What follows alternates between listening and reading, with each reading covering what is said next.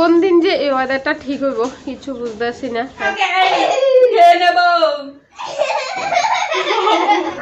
9:30টার সময় কেউ বিছানার থেকে নামে, কেউ ঘুমের থেকে উঠে। এই দেখো বাইরের ওয়েদারটা কি খারাপ, কেমন শান্ত, একদম স্তব্ধ।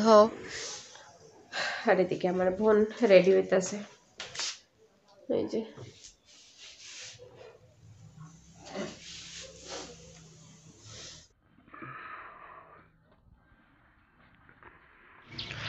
এতদিন আসিল 1 সপ্তাহ, তো গেছে খুব কষ্ট হইতেছে, বোনও কান্না করতেছিল। গুড মর্নিং, সুপ্রভাত বন্ধুরা, সবাই আশা করি ভালো আছে, সুস্থ আছে। ত্রিপুরা ছোট্ট গ্রামে আমার ছোট্ট বাড়িতে তোমরা অনেক স্বাগত আর ভালোবাসা জানাই। আজকের আরও একটা ব্লগ শুরু করলাম। তো কোন দিন যে এই ওয়েদারটা ঠিক হইব কিছু বুঝতেছি না। একদম রোদ নাই, সকাল থেকে কুয়াশা, রাত্রে হইলেও কুয়াশা, ঠান্ডা। আর এমনি এরকম করে করে মানে শরীরটা খারাপ হয়ে যাইতেছে, একদম আমার সর্দি টর্দি ধরে লাইছে। তো সোনার বাবা ওখানে কবুতরের খানা দিতেছে, দেখতা না তোমরা, এদিকে গেছে। তো এদিকে ওই যে দেখো ওই কবুতরটি খানা খাইতেছে। তারপরে অনেক লেট করে উঠছি আজকে। এখানে মাসি আর বঞ্জি মিলে দেখো কি করতেছে।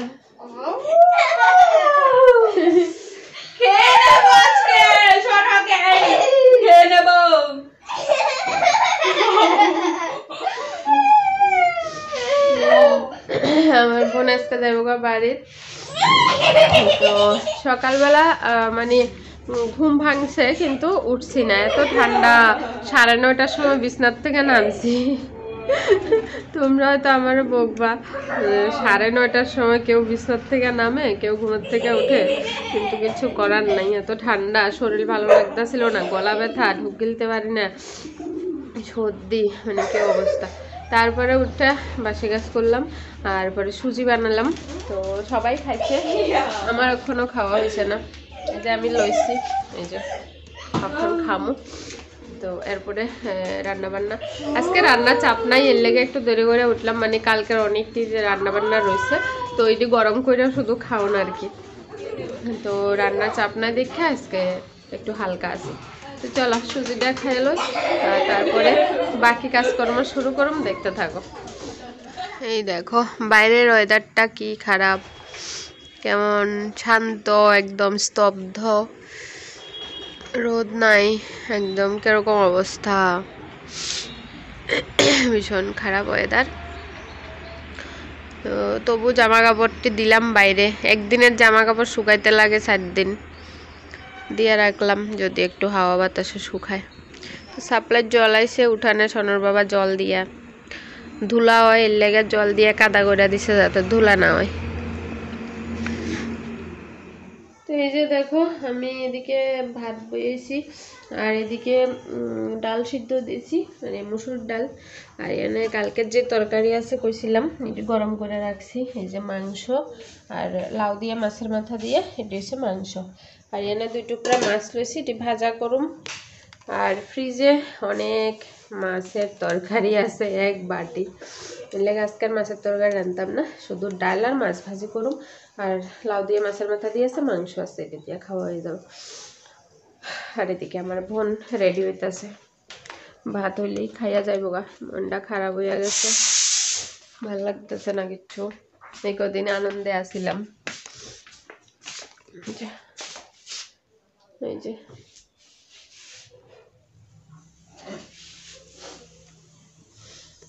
শোনো এনে খেলে। এদিকে দেখো আমরা একটা নারকেল গাছ, এদিকে একটা ফুল গাছ আছে, এটির মধ্যে অনেকটি শালিক পাখি আইছে। তো শালিক পাখি নাকি একটা কথায় আছে, সকালে বিকালে জোড়া শালিক দেখলে ভালো।